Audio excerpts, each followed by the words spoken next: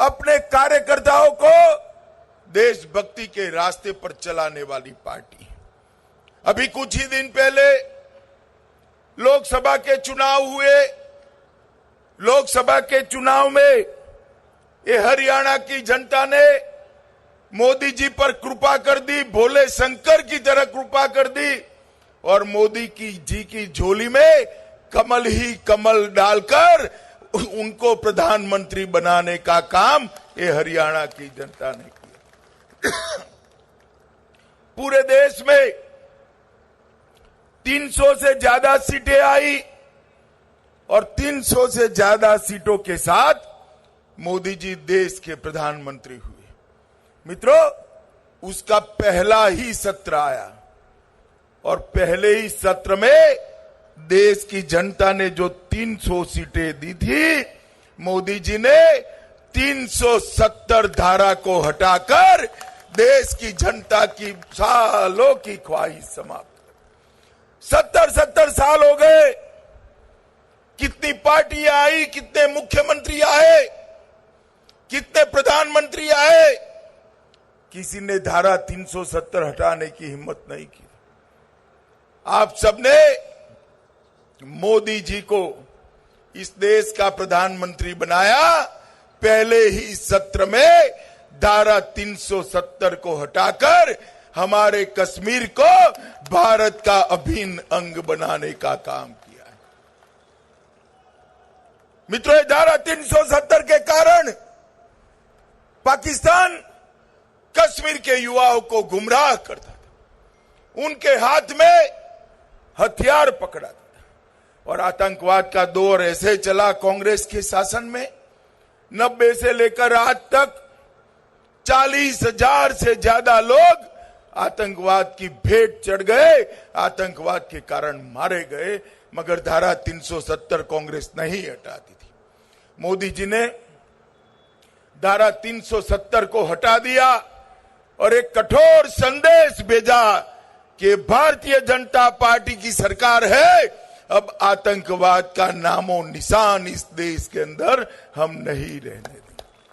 मित्रों, एक और भारतीय जनता पार्टी, उसके साथी दल और ढेर सारी पार्टियां धारा 370 का हटाने का समर्थन कर रही थी और दूसरी ओर एक कांग्रेस पार्टी थी जो 370 हटाने का विरोध कर रही थी।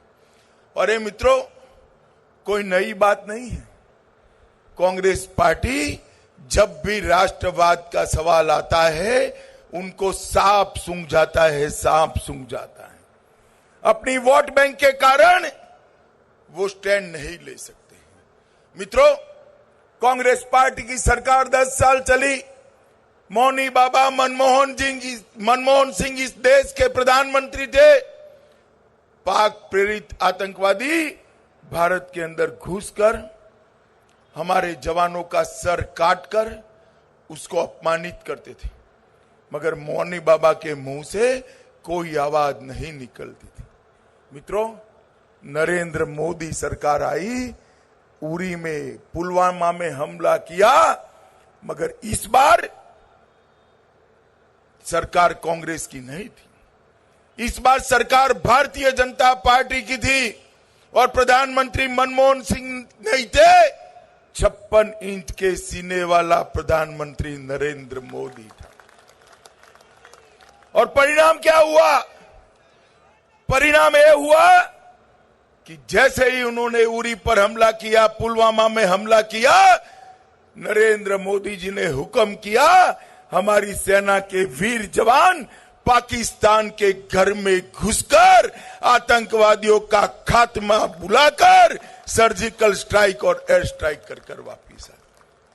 और जब हमने सर्जिकल स्ट्राइक और एयर स्ट्राइक करी, एक कांग्रेस के अध्यक्ष उस वक्त राहुल गांधी थे, उन्होंने कहा, आप जवानों की खून की दलाली करते हो। मित्रों, ये हरियाणा वीर भूमि है। कोई गांव ऐसा नहीं है जहां से कोई गांव का बेटा शहीद नहीं हुआ है। भारत की रक्षा करते करते अपना सर्वोच्च बलिदान नहीं दिया है। मित्रों, मैं आज पूछने आया, राहुल गांधी जी, जवानों की शहीदी की भावना को आप दलाली शब्द प्रयोग करते हो। कभी जब जवान शहीद होता है, उसकी बूढ़ी मां के आंख में आंसू देखे हैं? उसकी विधवा का आक्रंद आपने देखा है? उसके यतीम बच्चों का रोना आपने कभी सुना है क्या? आपको मालूम नहीं है, आपकी सरकारों ने कभी नहीं किया। नरेंद्र मोदी जी ने अपने जवानों के खून का बदला लेकर पाकिस्तान को जवाब देने का काम किया। ट्रिपल तलाक हटाते हैं, वो विरोध करते हैं। गांव वालों बताओ, ट्रिपल तलाक हटाना चाहिए या नहीं हटाना चाहिए? जरा जोर से बोलो, हटाना चाहिए या नहीं हटाना चाहिए? धारा 370 हटानी चाहिए या नहीं हटानी चाहिए? धारा 35 से हटानी चाहिए या नहीं हटानी चाहिए? मैं पूछना चाहता हूं हुड्डा साहब को, हुड्डा साहब जब भी सत्ता में थे, एक गांधी परिवार के दामाद के लिए हरियाणा की किसान की जमीन खाने का काम आपने किया है, जमीन खाने का काम। और यही लोग उनकी दलाली करते थे।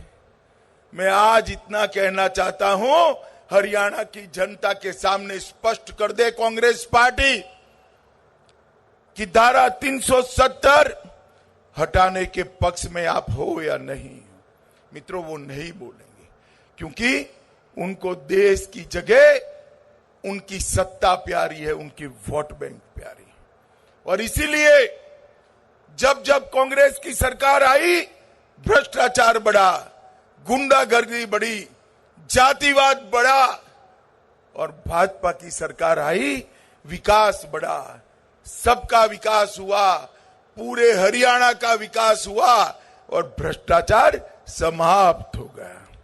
मुझे बताओ मित्रों, मनोहर लाल जी की सरकार है, इतनी सारी नौकरियां दी, किसी को जेल जाना पड़ा है क्या? नौकरी के लिए जाना पड़ा है? बताओ भाई, किसी की सिफारिश लेनी पड़ती है क्या? ट्रांसफर हो, नौकरी देना हो, जिनका मेरिट है उसको हो जाता है।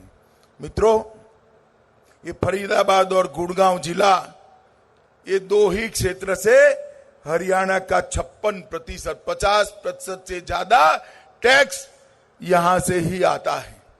मगर कांग्रेस के शासन में ये दो जिलों का विकास नहीं हुआ था। भारतीय जनता पार्टी ने यहां पर विकास का काम किया, इस क्षेत्र को आगे बढ़ाने का काम किया।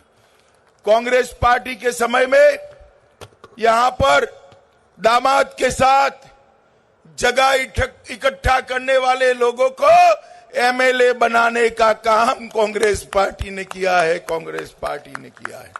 मित्रों, मैं आपको कहना चाहता हूं कि भारतीय जनता पार्टी की सरकार ने पूरे हरियाणा को केरोसिन मुक्त करने का काम किया है। आज हर घर में गैस का सिलेंडर है, कई जिलों में 24 घंटा बिजली पहुंचाई है और कई जगह पे ढेर सारे विकास के काम किए हैं। इसके साथ साथ हम हमारा संकल्प पत्र लेकर आए हैं। किसानों को लाभ पहुंचाने के लिए सहकारी बैंकों से लिए हुए फसली ऋण में लगभग 5,000 करोड़ रुपए का ब्याज और जुर्माना ये मनोहर लाल की सरकार दोबारा चुनने के बाद माफ करने वाली है। 3 लाख तक का किसानों को फसली ऋण ब्याज मुक्त देने वाले, न्यूनतम समर्थन मूल्य पर सभी फसलों की खरीदी करने वाले हैं और हरियाणा के हर घर के अंदर नल से पानी पहुंचाने का काम ये भारतीय जनता पार्टी की सरकार करा रही है। 500 करोड़ रुपए के खर्चे से युवाओं को स्किल देंगे, पूरे घरों पर सौर ऊर्जा के यंत्र लगाकर बिजली मुफ्त में मिले, इस प्रकार का काम करेंगे।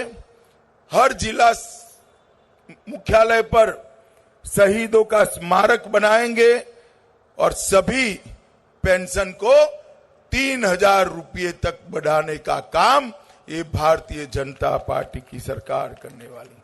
मित्रों, आने वाले दिनों में ऊपर मनोहर लाल की सरकार और नीचे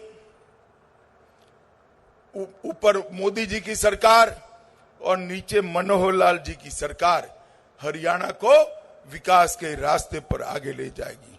मित्रों, कुंडली मानसरोवर पलवल एक्सप्रेस उसका काम हमने पूरा किया। पृथला से सोनीपत तक एक 5500 करोड़ रुपया की रेलवे चालू करी। फरीदाबाद मथुरा राजमार्ग को 6 लाइन का बनाया। फरीदाबाद और ग्रेटर नोएडा को जोड़ने के लिए 400 करोड़ का मांझवाली पुल का निर्माण का काम चालू है और गुरुग्राम और फरीदाबाद में मेट्रोपॉलिटन डेवलपमेंट अथॉरिटी की रचना की। ढेर सारे काम किए। मैं आज श्री हुड्डा जी को पूछने आया हूं कि आपकी सरकार 10 साल तक यहां चली, केंद्र में भी आपकी पार्टी की सरकार थी। केंद्र से हरियाणा को आपने क्या दिया, उसका जरा हिसाब किताब ये हरियाणा की जनता को दीजिए। तिगांव वालों बताओ, उन्होंने 10 साल तक क्या किया, इसका हिसाब देना चाहिए या नहीं देना चाहिए? मित्रों, वो नहीं देंगे, मगर मैं लेकर आया हूं। 13वां वित्त आयोग था, केंद्र में मनमोहन सिंह की सरकार थी, यहां हुड्डा जी की सरकार थी। हरियाणा के विकास के लिए सिर्फ 22,000 करोड़ रुपया दिया था, सिर्फ 22,000। और नरेंद्र मोदी सरकार ने हरियाणा के विकास के लिए 14वें वित्त आयोग के अंदर कुल मिलाकर 22,000 करोड़ से बढ़ाकर 1,17,028 करोड़ रुपया देने का काम किया है। 5 गुना रुपया ज्यादा दिया है, जिसमें रेलवे के लिए 6,000 करोड़, कुंडली मानेसर के लिए 10,000 करोड़, स्मार्ट सिटी के लिए 200 crore, national cancer institute Jhajjar में 2,000 करोड़, अमृत मिशन के 2300 करोड़, प्रधानमंत्री फसल बीमा योजना 2400 करोड़, NHI राष्ट्रीय राजमार्गों के लिए 3500 करोड़। ढेर सारे काम हरियाणा के विकास के हमने किए हैं। मित्रों, मैं बहुत लंबी बात करना नहीं चाहता मित्रों, मगर मैं इतना ही कहना चाहता हूं, नरेंद्र मोदी सरकार ने दुनिया में भारत का सम्मान बढ़ाने का काम किया है, दुनिया में। मित्रों, अभी मैंने एक भाषण किया कि हम NRC लाएंगे, घुसपैठियों को निकालेंगे, तो कांग्रेस के पेट में दर्द शुरू हो गया। उन्होंने विरोध चालू किया। मुझे बताओ तिगांव वालों, इस देश से घुसपैठियों को निकालना चाहिए या नहीं निकालना चाहिए? जरा जोर से बोलो, निकालना चाहिए या नहीं निकालना चाहिए? ये कांग्रेस पार्टी कहती है घुसपैठियों को क्यों निकाल रहे हो, कहां जाएंगे, क्या खाएंगे, कहां रहेंगे? हुड्डा साहब, आपके मौसेरे भाई लगते हैं क्या? क्यों इतनी चिंता कर रहे हो आप? मित्रों, उनको विरोध करने दो। मैं बता देता हूं, 2024 के पहले इस देश में से एक घुसपैठिए को चुन चुन कर निकालने का काम भारतीय जनता पार्टी की मोदी सरकार करेगी।